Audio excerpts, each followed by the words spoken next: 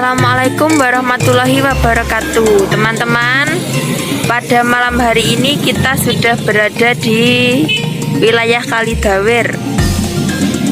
Ini kita ada di persimpangan Simpang 3, teman-teman. Ini adalah arah jalur ke Pantai Sine. Jadi di pojokan pertigaan ini ada seperti Tugu Monas, pemirsa. Jadi ini seperti miniatur Monas. Pada malam hari ini saya juga sudah bersama dengan Mbah Kendil. Jadi memang Kalidawer ini adalah tempat di mana Mbah Kendil itu memiliki sejarah yang sangat panjang, Mbah ya. Mbah Kendil memiliki sejarah yang sangat panjang, mulai dari ketika sekolah SMA itu sudah di sini beberapa tahun.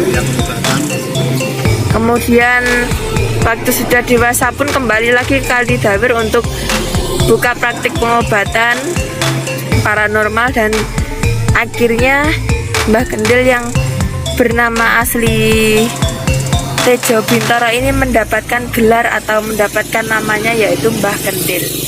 Itu berawal dari wilayah Tulungagung. Jadi memang yang memberi nama itu, yang memberi nama Mbah Kendil itu orang Kalidawer, Mbah ya? Ya.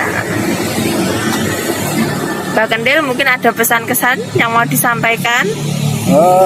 Terima kasih teman-teman. Kita sudah berada di Kecamatan Kalidawer, di mana wilayah ini ada wilayah yang sangat berkisah pada saya. Saya pertama kali menjadi tabib adalah bertempat di Kalidawer. Dulunya bukan tabib, pemirsa, dulunya seorang sosok dalang, sosok dari sesepuh gitu. Nah, kita menangani pasien penyakit gatal, penyakit kanker, tumor, liver, ginjal, kita susah harus pakai sembur gitu. Kita harus pakai dunia media yang nyata seperti tanaman, daun-daunan, empon-empon, tulang belulang, darah, perut, itu sebagai dasar-dasar untuk menjadikan pengobatan. Ya, alhamdulillah kalau di daerah Kalidawer sini, di Desa Karangtalun, saya alhamdulillah juga bisa dikatakan berhasil, karena ya banyak yang penyakit kanker, tumor, liver, ginjal, banyak yang sembuh. Utamanya liver, Mbak.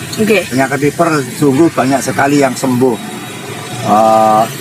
Saya juga nggak tahu kenapa kok bisa sembuh, nggak tahu, karena saya pikir jamunya juga biasa saja. Terus kemudian ada lagi yang aneh lagi, itu kanker otak itu, dari Desa Ngentrong, anaknya Pak Di itu dari SD kelas 5 sakit sampai sembuh, sekarang masih hidup. Makanya kalau kita masalah pekerjaan saja nggak susah, pemirsa. Kita bekerja jadi tabib lagi juga bisa, kita berjalan lagi juga bisa. Alhamdulillah saya all round, dari apapun bisa, tukang, mebel bisa.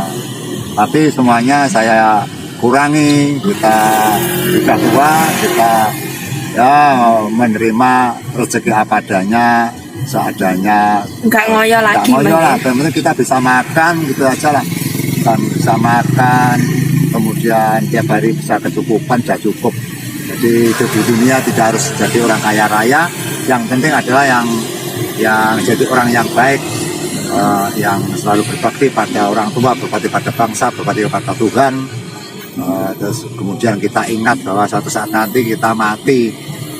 Kini tadi kita ke rumahnya teman, namanya Pak Sumail, ternyata juga meninggal. Banyak teman-teman kami sekolah SMA banyak yang meninggal. Itu merupakan peringatan pada saya bahwa suatu saat nanti kita atau saya kan juga bisa mati gitu loh. Makanya kita harus berhati-hati dalam mulai kehidupan, jangan sampai melakukan perbuatan kejahatan, kamurkan, kesombongan, merasa super power sendiri, itu jangan sampai. Karena kenyataannya orang itu mati sudah ada ceritanya, pengakuannya, kesombongannya, harta bendanya sudah ada artinya. Ada artinya. Dan ini ngomong-ngomong Tugu Monas di sini ini sudah lama, Bang ya? Itu sudah lama sekali, Mbak. Itu sudah lama lah. Ini kalau mungkin 50 tahun lebih ini. Dulunya sentranya anak-anak muda berkeliaran di sini, nongkrong. Kan dulunya belum ada warung-warung kafe-kafe seperti itu loh, Mbak. Kan sudah ada kafe-kafe. Jadi ya semakin ramai Kali Dawer. Dulu di Kali Dawer sama Pak Lurah Buku saya nggak boleh pulang Bang ya. Ya, saya tipu itu, saya pakai pindah tempat bukan dari Kali Dawer, saya pakai pindah tempat dari alamatnya bapak saya di Daung Mutu Kediri. Ya alhamdulillah Pak ya diizinkan. Jadi ya alamat saya masih di sini. Sebenarnya KTP saya kan KTP sini. Iya. Tapi saya langsung pindah tanpa KTP, tanpa prosedur dari desa sini. Karena ya saya sedang beli tanah di rumah. Jadi kalau saya ingin diberikan oleh Pak Lurah Buku tanah, kan saya nggak merdeka, nggak enak. Okay. Diberikan orang, ditolong orang itu pada saat baik, nanti pada saat kita bentrok ada masalah kita kan masih bundet-bundet gitu. Okay. Bejo ciloko ya, atau miskin kaya ya kita usaha sendiri. Okay. Kali Dawer adalah merupakan daerah pegunungan yang apa itu yang ramai, Pak. Iya. Ini jantung kotanya, Pak. Ramai sekali dan tempat seni budaya yang sangat andalan. Ini banyak dalang-dalang. Daerah sini Masud Gondrong, Pak Dalang Sumar, Pak Dalang Sukaji. Kemudian kalau ke barat ya itu Mas Eko. Banyak daerah di sini. Di samping itu juga untuk mata pencarian masyarakat, kemudian untuk perekonomiannya juga lumayan Bang ya. Kalau biasanya daerah itu tanahnya mahal sekali, Mbak. Itu pasti lancar ekonominya. Yang pertama, yang kedua kan penduduknya padat, itu sudah lancar. Kalau daerah yang sepi, tanahnya murah, itu sulit untuk cari makan, sulit untuk cari rezeki, Mbak. Ya kita sebenarnya ingin jalan-jalan ke sana, Mbak. Tapi nanti kan banyak teman saya di sini, nanti kan nggak nyaman, nggak enak. Kita bisa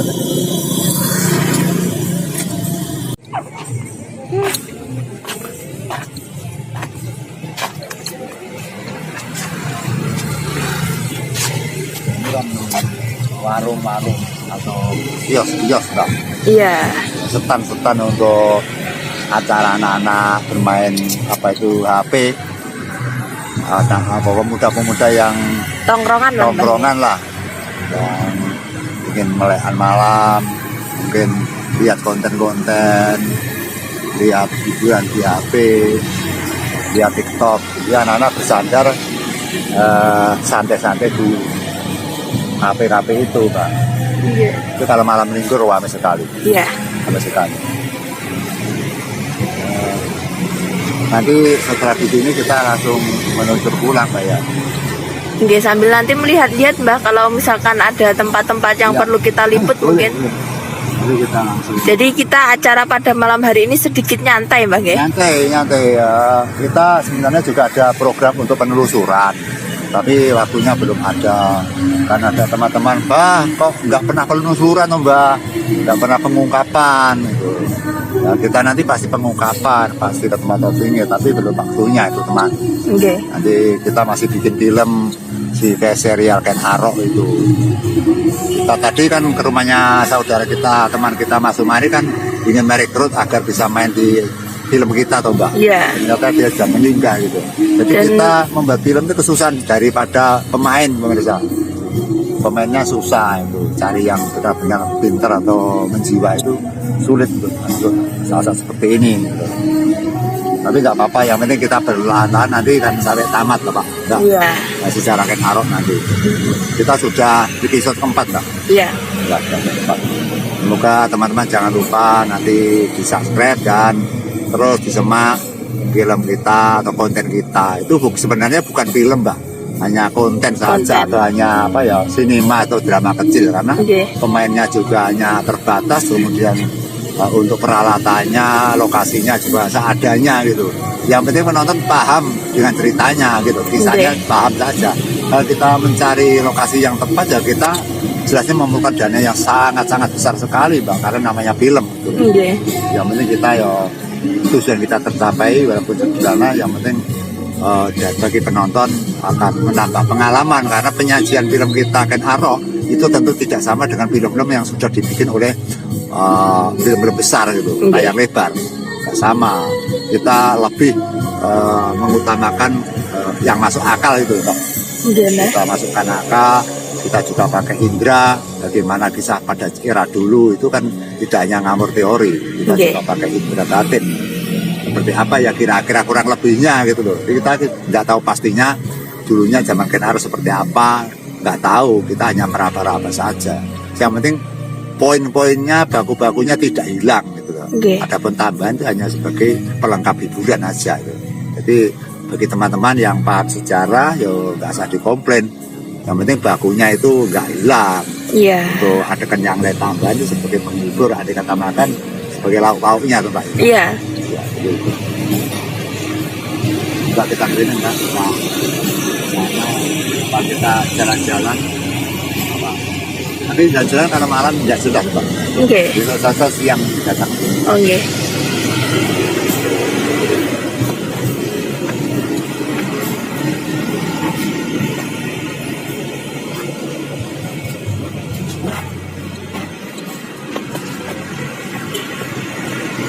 Pemirsa, Kali Dawir itu tepatnya desanya dusun apa itu? Karangtalun. Karangtalun, pemirsa. Dusun Karangtalun.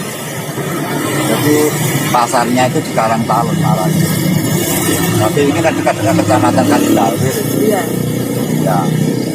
Dulu saya di SMA sini pernah menciptakan atau pernah mengadakan pagelaran drama ketoprak dengan serial yaitu Ronggolawe Balilo dulu kan. Saya dengar Mbah Kendil yang Ya, jadi Ronggolawe. Jadi Ronggolawenya saya karena saya juga sebagai sutradaranya saya mencari sosok seorang Ronggolawe kan sulit Mbak Oke. dengan pewatak yang harus benar-benar menjiwai itu. Pemain-pemainnya juga dari apa itu OSIS, anggota OSIS. Iya. Makanya yang namanya kita hidup itu tidak hanya bekerja saja, kita menyempatkan untuk hiburan santai-santai seperti malam hari ini. Kita tidak harus ke tempat-tempat keramat, ke tempat-tempat wingit. Kita kadang-kadang harus ke tempat-tempat seperti ini, Mbak. Iya. Saya juga apa ya tidak bisa melupakan tentang sejarah Kali Dawir karena dulunya saya bukan tabib karena terpaksa dari penjual jamu eceran terus dipasrai sama pasien penyakit yang sangat parah buangan dari rumah sakit pemirsa. Jadi menjadi tokoh penjual jamu atau tabib itu malah agak gampang karena sisa dari buangan dari rumah sakit gitu loh. Yang rumah sakit Iya. saja sudah angkat tangan Mbak ya. Kalau misalkan nggak parah nggak mungkin dibawa ke alternatif. Alternatif itu kan hasil dari medis tidak gagal kemudian sama-sama mencari kesembuhan alternatif gitu loh. Oke. Tapi yo ada yang sembuh ya ada yang tidak. Namanya penyakit parah itu kan tidak bisa dijamin Mbak. Oke. Tidak bisa dijamin nanti sembuh. Karena yang jelas pengobatan kesembuhan itu kan bukan berasal dari kita gitu loh. Oke. Berasal dari Tuhan. Nah, kalau dulu misalkan seperti penyakit kanker otak, sebenarnya kan kapasitas bapak jamu, kapasitas tabib saja kan tidak mampu mestinya. Oke. Tapi berkat pertolongan Allah nyatanya juga sembuh sampai sekarang. Gitu. Iya. Banyak pasien-pasien yang sembuh karena jamu banyak sekali. Kalau dihitung banyak lah. Oke. Tapi itu bukan kebanggaan saya, Mbak. Jadi sembuh itu orang penyakit sembuh itu saya nggak bangga karena saya pun tidak merasa mengobati karena sembuhnya aneh. Oke. Kalau kapasitas saya saja bisa menyembuhkan penyakit kanker itu kan tidak masuk akal ya Pak. Iya. Hanya ijazah SMA saja dan rasanya bukan berasal keturunan tabib gitu Pak. Atau otodidak. Jadi seketika saya dapat jamu eceran dekan itu terus kemudian didatangi pasien-pasien kronis akhirnya kita harus bertanggung jawab bisa menyembuhkan penyakit-penyakit yang kronis gitu. Tapi beban untuk menjadi seorang tabib itu ternyata tidak gampang pemirsa. Kalau terjadi masalah, misalkan dikasih obat atau dikasih jamu lah, dikasih ramuan, orangnya meninggal, itu bisa dituntut ke ranah hukum gitu. Yeah. Jadi nggak bisa tenang menjadi tabib itu. Setiap memberikan obat, setiap memberikan jamu kepada pasiennya itu kita selalu berpikiran gitu loh. Apalagi ada telepon malam, telepon pagi, telepon tengah malam, itu kadang-kadang peratapan. Ada masalah apa ini. Pernah jam 2 malam saya diundang karena dikasih minum jamu langsung orangnya itu lemas, gemeter, nggak bisa bicara, pernah itu. Tapi alhamdulillah ya terus saya datang situ, terus berbagai cara saya lakukan ya akhirnya pulih lagi. Kesalahan daripada minum, Mbak. Hanya diminum setengah, terus kerasa penah, dia masuk minum 1 bungkus langsung bodok. Hanya kapasitas kekebalan orang itu nggak sama. Oh ya Mbak, ini kan Mbak Kendel kan sudah pengalaman di bidang pertabiban ya. Iya. Saya penasaran Mbak, mau tanya itu apakah menjadi seorang tabib itu juga dilindungi oleh hukum atau pemerintah atau gimana Mbak? Jelas. Jadi kita menjadi seorang penyembuh itu kan menyangkut dengan nyawa orang lain loh. Jelas kita harus punya izin, punya SIU, punya NPWP, harus lengkap Mbak. Kalau tidak lengkap nanti ya pasti ditindak oleh badan hukum. Jadi kita diawasi pada saat menjadi tabib itu diawasi oleh dinas gitu loh. Kita bayar pajaknya, gitu. Makanya saya ribet menjadi tabib. Itu sekali. Terus akhirnya saya mengundurkan diri saja. Makin tua, kita nanti malah banyak pikiran. Kalau anak-anak, udah Pak nggak usah jadi tabib, terus jadi orang biasa saja. Tapi juga ada 1-2 orang yang tanya, konsultasi juga ada. Baik di bidang paranormal atau bidang kasepuan lah, itu kan sekarang kan masih ada. Tapi walaupun saya tolak kan masih ada Mbak, utamanya saudara atau teman-teman kita.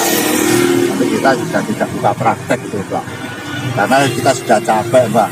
Kita sejak tahun 1990 sudah buka praktek di daerah Kediri, itu sudah menangani pasien yang tidak sedikit jumlahnya itu. Sebenarnya ratusan. Kita capek. Dan kenyataannya saya menjadi sosok sesepuh itu nggak punya apa-apa pemirsa. Motor saja bebek 75 itu loh. Nggak punya apa-apa itu loh. Di saksinya saya nyiarkan di sini kan mungkin ada di daerah Pare sana, di daerah Tanggilan Padang, Kecamatan Paku kan tahu saya. Setelah saya meninggalkan kota Kediri, itu kan tetap miskin, tetap nggak punya motor baru, saya nggak punya, apalagi rumah itu loh. Jadi ini menjadi paranormal andalan. Jadi sesepuh terkenal sampai Persero, Nusantara, Bali, Lombok, Sumbawa, Jakarta, Surabaya, Kalimantan, bahkan ada yang dari Taiwan. Tapi saya nggak punya apa-apa. Itu saksi mata banyak. Saya bisa bercerita ini kan apa adanya. Saya kurangi itu loh. Karena saya menipu bahasa, nanti kalau ada yang lihat itu kan beri komen saya nanti. Ya pernah itu ada orang memberikan jasa setelah orangnya sembuh Mbak ya, itu memberikan uang. Saya kumpulkan di dalam toples, 1 toples penuh. Saya berikan pada murid saya malah. Ya, kalau tak ada duit gini usaha. Sama anak buah saya itu usaha jualan sate gitu. Ternyata tapi juga bangkrut, nggak lestari. Jadi kita itu memang hidup itu sangat butuh uang sekali. Dalam setiap hari kita tidak bisa hidup tanpa ada uang Mbak. Kita harus mencari uang, tapi tidak sepastinya kita harus ngoyo-ngoyo golek duit gitu. Karena kita punya tujuan yang lain seperti untuk modal amal untuk pulang ke alamnya Allah atau pulang ke rahmatullah. Kita di perjalanan di alam kubur nanti biar nyaman, kita di tempat-tempatnya yang disediakan Allah, neraka atau surga kita nanti sudah terhindar daripada neraka. Kita kan tidak bisa menentukan kita nanti tergolong orang neraka atau tergolong surga, kita nggak bisa mengukur Mbak. Itu yang mengukur bukan manusia. Dan jelas itu kapasitas saya untuk menjadi beberapa bidang, baik dalang, paranormal atau sesepuh, baik itu pertabiban, semata-mata hanya tertulung pemirsa. Kalau toh saya mau kaya, sejak dulu sudah saya bisa cari harta benda banyak, bisa. Kan pernah saya ceritakan bahwa dulu orang datang bawa 100 juta, hanya satu pasien saya bawa 100 juta, ditawarkan saya tolak, nggak mau saya, karena resikonya dosa pemirsa. Itu tidak 1 orang 2 orang, berpuluh-puluh orang itu, tapi saya tolak. Ya saya butuh uang, butuh rezeki, tapi saya pilih dan saya pilih. Ini membawa akibat bahaya apa enggak gitu loh. Kalau misal tugas yang dilimpahkan saya, tugas yang baik menolong orang, pasti saya kerja, pasti saya tandangi, saya bantu, Pak. Tapi kalau tugas yang diberikan saya tadi yang bersifat bertahan atau menyiksa orang atau membunuh orang, saya juga tidak mau. Karena tujuan kita nanti hilang gitu loh. Tujuannya biar nanti bisa di hadapan Tuhan, biar di rongga-rongga Tuhan, terus kita ternyata malah lain nanti malah. Nah, makanya bicara seperti ini bukan kita mencari sensasi atau kecitraan, bukan. Kita bicara tentang kebaikan biar kita disanjung orang, bukan. Saya bicara apa adanya. Saya itu kan barangkali nanti dengar dengan konten ini, nyimak konten ini, kemudian terus akhirnya orang-orang juga atau paham dengan saya, terus kemudian bisa merubah yang dulunya misalkan merosa terus malah tidak merosa gitu, terus mamanya tidak iling-iling, itu saja keuntungan saya pemirsa. Jadi saya mengajak, mari kita berbaik kepada siapapun, jangan sampai mencelakakan siapapun. Jadi hanya itu yang saya utamakan. Jadi bukan saya pencitraan agar disanjung orang, enggak. Wong saya tidak di konten saja sudah disanjung orang. Iya. Saya itu nggak usah di konten sudah disanjung orang, tapi saya nggak suka disanjung orang. Biasanya kalau orang itu suka disanjung akan jatuh itu. Saya sudah titen. Kok orang terkenal, kok orang itu berwibawa, orang itu disanjung-sanjung, tidak lama akan runtuh, akan jatuh. Makanya nggak gampang jadi orang terkenal tuh. Nggak gampang jadi orang luhur, nggak gampang jadi orang ampuh, itu nggak gampang. Malah gampang jadi orang biasa. Makanya saya ingin jadi orang biasa saja gitu loh. Makan seadanya, hidup seadanya. Jadi tidak banyak beban, ngomong apa enaknya gitu aja. Yang penting kita nggak menyinggung perasaan orang lain gitu, Mbak. Saya berusaha untuk tidak menyinggung perasaan orang lain, tapi sekedar mengingatkan atau sekedar paling seseorang itu kan seseorang berasal dari sesepuh toh. Orang dari saya hanya nerok nih pengendikan nih para sesepuh biyen. Pamane becik ketitik olah ketara sapa sidro pahyune bakal sirna. Itu kan paringane wong tuwa biyen kan niku. Jadi kok bukan kita yang ya ayo gawe kebecikan, ini kan tuturan wong biyen ya niku. Sapa sing nandur bakal ngunduh, kuwi kan ya nalurine to sastrane utawa sesatine wong biyen. Itu yang saya ucapkan agar kita bisa hidup yang benar-benar menjadi orang yang baik gitu. Nah, kita bertanya, baiknya orang bagaimana? Nah, itu dalam luas. Iya. Baiknya orang itu luas, kita tidak bisa menghitung atau merinci. Wis kaya apa apike iki manungsa iki? Ya piye carane ya mikir patokane siji kok wonge takwane andalan, terus hatinya baik, hatinya suci, tika pakarnya kena disangka, terus kemudian tidak menyakitkan orang lain, seneng ketolong, itu jelas diarani wis wong apik. Nggih. Jadi digolek sak duwene ya pangke enek ae, tapi kan ya sulit. Nggih.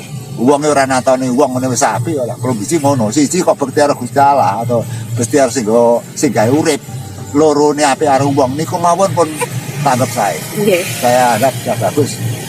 Pemirsa, ini sudah lintas lama kita berada di tikungan Kalidawir. Ini tempat saya dulunya bersejarah. Saya dari nama Tejo Bintoro. Nama saya itu Tejo Bintoro. Yeah. Maka saya juga punya channel Teja Karya.